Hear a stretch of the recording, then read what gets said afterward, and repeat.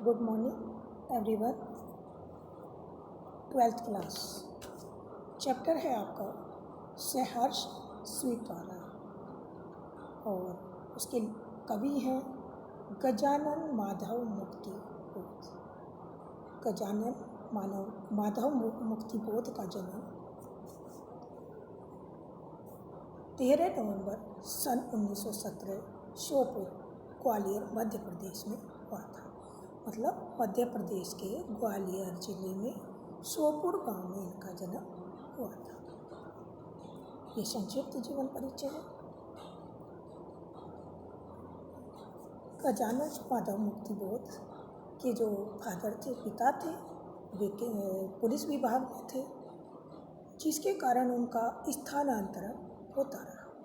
और उनके स्थानांतरण के कारण, स्थानांतरण समझते हैं बेटा, मतलब कि ट्रांसफ़र, ठीक है। जब स्थानांतरण के कारण उनकी पढ़ाई डिस्टर्ब होती गई, सही से पढ़ाई नहीं हो पाई, तो उनकी पढ़ाई में बहुत कठिनाइयाँ आई और उन्होंने सन 1954 ईस्वी में नागपुर विश्वविद्यालय से एमए किया। एमए में हिंदी करने के उपरांत ये एक डिग्री कॉलेज में अध्यापन का कार्य करने लगे।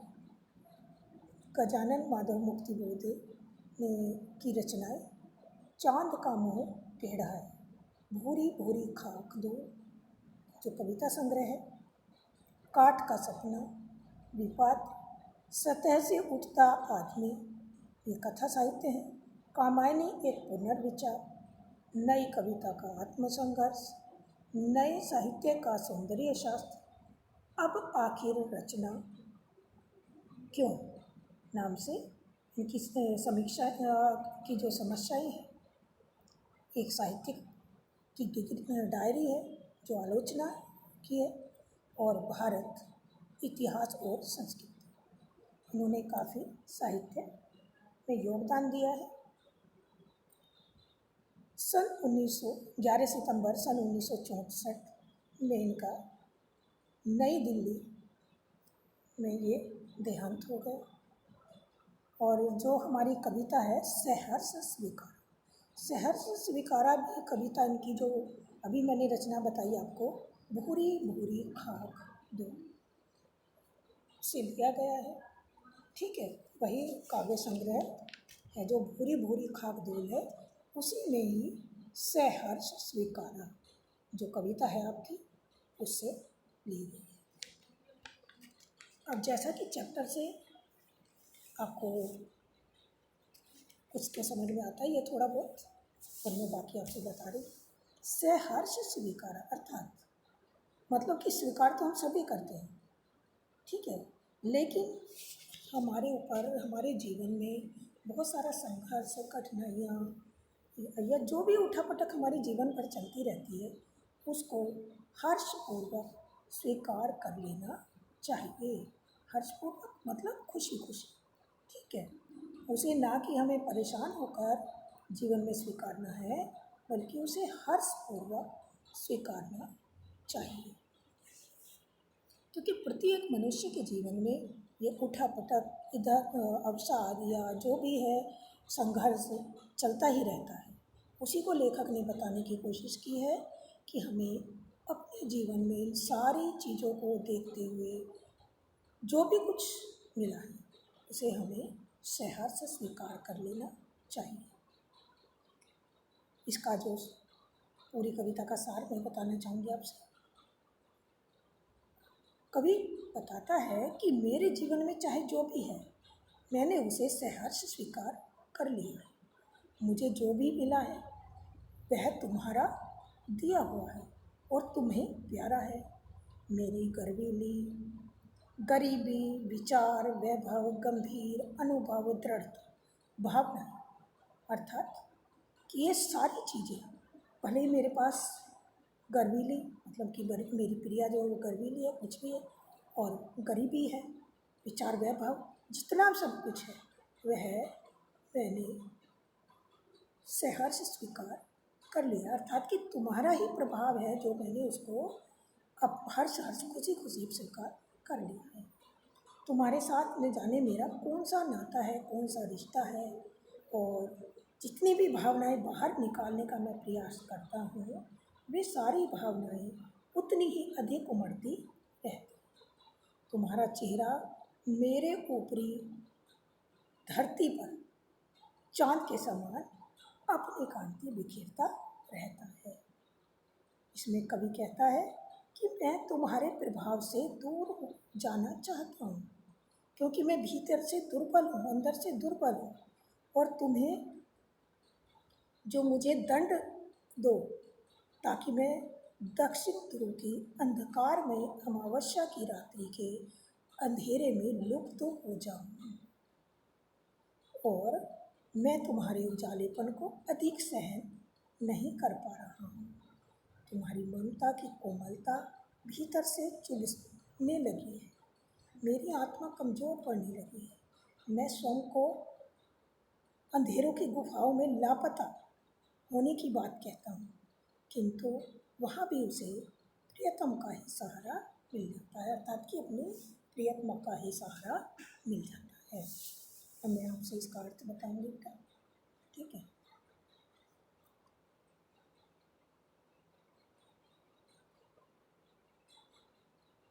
जिंदगी में ये लाइन है, वैसे जिंदगी में जो कुछ है, जो भी है, से हर्ष स्वीकारा है, इसलिए कि जो कुछ भी मेरा है वह तुम्हें प्यारा है। ठीक है, वह तुम्हें प्यारा है। गर्बीली गरीबी यह ये गंभीर अनुभव सब, विचार वैभव सब, दृढ़ता यह भीतर की सरिता, यह अभिनव सब मौलिक है, इसलिए कि पल पल में जो कुछ भी जागृत है, यह पलक है, संवेदन तुम्हारा है। ठीक है, अब मैं इनके थोड़े से शब्दों के आपको अर्थ बताऊंगी, ध्यान से आप सुनेंगे। ठीक है बेटा, सहर्ष, ठीक है, सहर्ष मतलब हर्ष पूर्वक, खुशी पूर्वक, स्वीकारा है, मन से मान लिया है, मन से मान लिया है। गर्बीली स्वाभिमानी, गंभीर गंभीर गहरा, अनुभव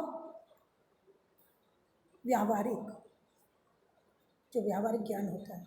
विचार वैभव, विचार वैभव भरे पूरे विचार, दृढ़ता मजबूती, ठीक है।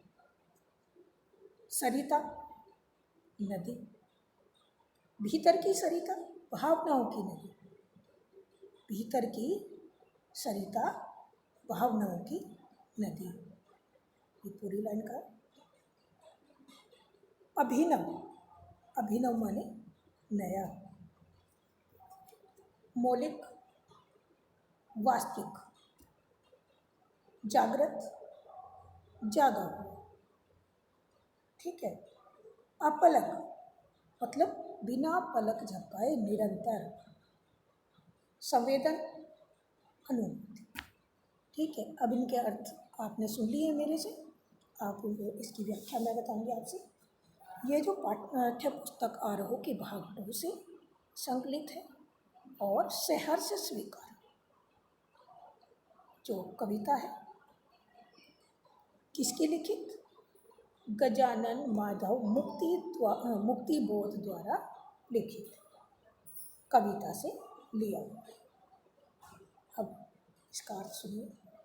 कवि कहता है कि मेरी जिंदगी में जो भी कुछ है, जैसा भी है, उसे मुझे खुशी खुशी स्वीकार कर लेना चाहिए।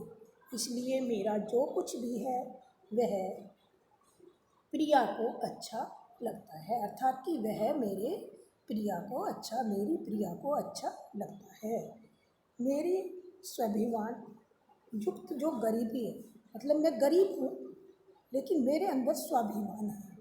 मेरी स्वाभिमान युक्त जो गरीबी है, जीवन के गंभीर अनुभव है, विचारों का वैभव है, व्यक्तित्व की दृढ़ता है, और मन में बहती भावनाओं की नदी है।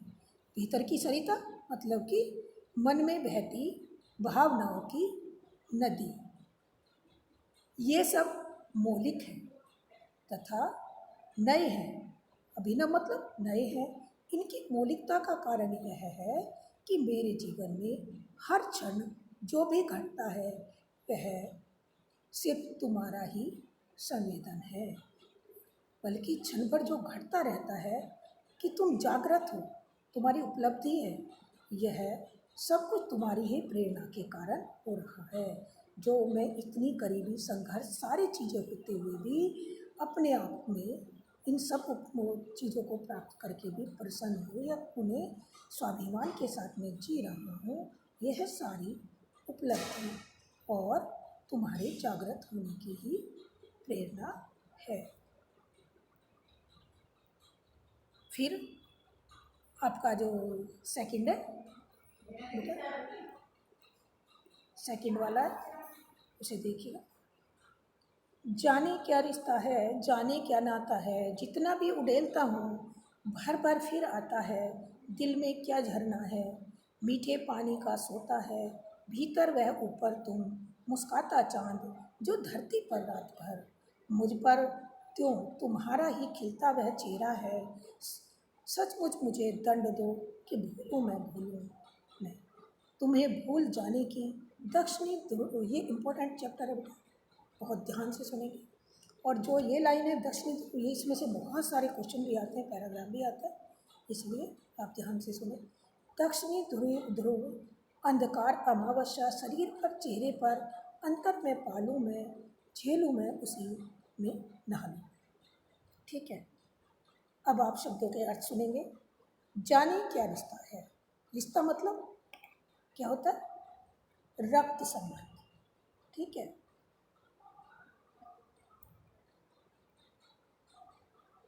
जाने क्या रिश्ता है, रिश्ता मतलब संबंध, एक दूसरे से जो रिश्ता है। ठीक है, फिर है उड़ेलना, मतलब कि बाहर निकालना। उड़ेलना, उड़ेलना माने बाहर निकालना। ठीक है, फिर है सोता, सोता मतलब झरना। ठीक है, फिर जो इसमें मीठे माने मीठा पानी, सोता माने झरना होता है, और अर्थात कि झरने से जो पानी झड़ रहा है।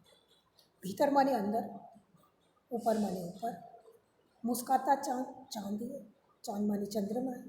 ठीक है, अब मैं इसको आपको अर्थ बताऊंगी। कवि कहता है कि तुम्हारे साथ न जाने कौन सा संबंध है। क्या कहता है कि तुम्हारे साथ न जाने कौन सा संबंध है, या न जाने कौन सा नाता है कि मैं अपने भीतर समाये हुए तुम्हारे स्नेह रूपी जल को जितना बाहर निकालता हूँ, अर्थात कि स्नेह रूपी जल जो मेरे अंदर, तुम्हारे ने जो प्रेम का जो जल मेरे अंदर बह रहा है, उसे स्नेह रूपी जल को मैं जितना बाहर निकालता हूँ, वह फिर चारों ओर से सिमट कर चला जाता है,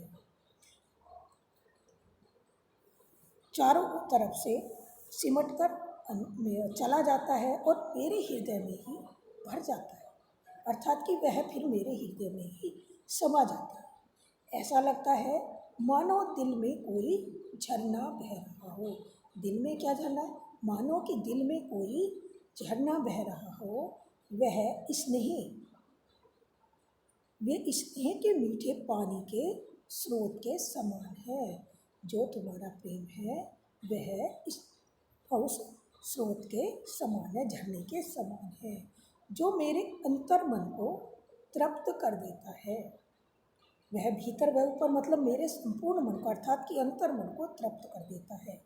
इधर मन में प्रेम है और उधर तुम्हारा चांद जैसा मुस्कुराता चेहरा है। और इधर तो मन में तुम्हारे प्रति जो स्नेह है हृदय में वो भरा हुआ है, और उधर तुम्हारा चांद के समान मुस्कुराता हुआ चेहरा अपने अद्भुत सौंदर्य के प्रकाश में मुझे नहला देता है।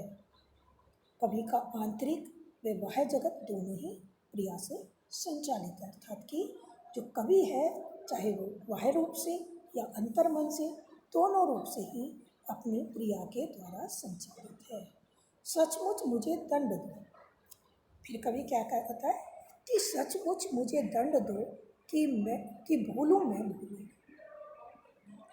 फिर दंड माने सजा होता है, ठीक है।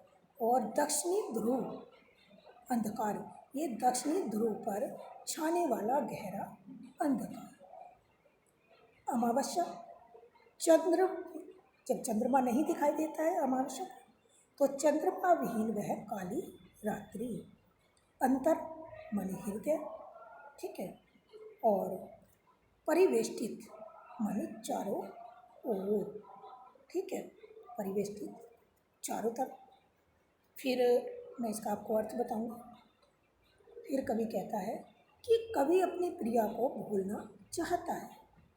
भूलूं मैं भूलूं, अर्थात कि मैं तुम्हें भूलना चाहता हूँ। वह चाहता कि मैं उसे भूलने का, प्रिया उसे भूलने का दंड दे, मतलब कि मैं भूल जाऊँ, इसलिए वह प्रिया जो है मेरी मुझे इस तरह का दंड दे कि मैं भूल जाऊँ। वह इस दंड को भी सहर्ष स्वीकार कर लेगा, किंतु अगर उसकी प्रिया उसे ऐसा दंड देगी तो वह भी उसे हर्षपूर्वक स्वीकार कर लेगा या स्वीकार करने को तैयार है। अर्थात कि प्रिया को, अपनी प्रिया को भूलने का अंधकार कवि के लिए दक्षिणी ध्रुव पर होने वाली जो 6 मास की रात्रि के समान होगा।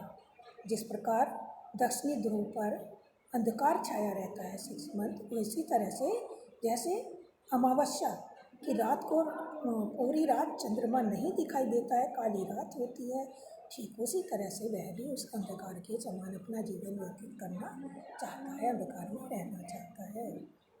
वह उस अंधकार को अपने हृदय शरीर पर झेलना चाहता है। इसका कारण यह है कि प्रिया के स्नेह के उजाले ने उसे घेर लिया है।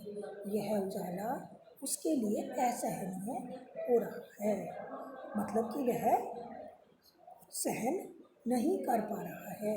जैसे कि मैंने बताया आपको, परिवेष्टित मतलब चारों तरफ से, आच्छादित मतलब छाया हुआ है, चारों तरफ अंधेरा। रमणीय माने मनोरम, सुंदर। उजाला, उजाला माने प्रकाश। मंडराती माने छाई हुई, ठीक है। फिर कवि कहता है कि यह उजाला उसके लिए असहनीय हो रहा है। जो प्रिया की ममता है, स्नेह रूपी बादल की कोमलता सदैव उसके भीतर मंडराती रहती है। यही कोमल ममता उसके हृदय को पीड़ा पहुंचाती है, ठीक है। उसकी जो यह ममता है, यही उसके हृदय को पीड़ा पहुंचाती है। इसके कारण उसकी आत्मा बहुत कमज़ोर और असमर्थ हो गई है।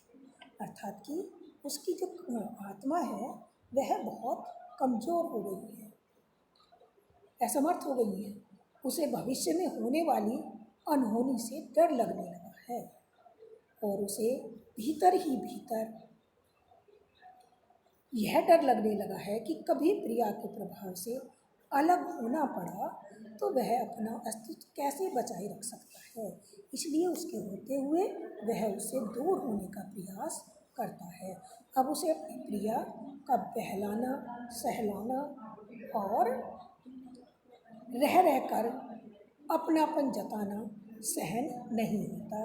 मतलब उसकी जो आत्मीयता है, बहलाना, सहलाना और उसके ऊपर मतलब एक तरह से आत्मनिर्भर रहना, अब उसे अपनापन जताना सहन नहीं हो रहा है। अब वह स्वयं भी आत्मनिर्भर होना चाहता है, अर्थात कि खुद को उसके सहारे से नहीं चल सकता, बल्कि खुद सक्षम होना चाहता है।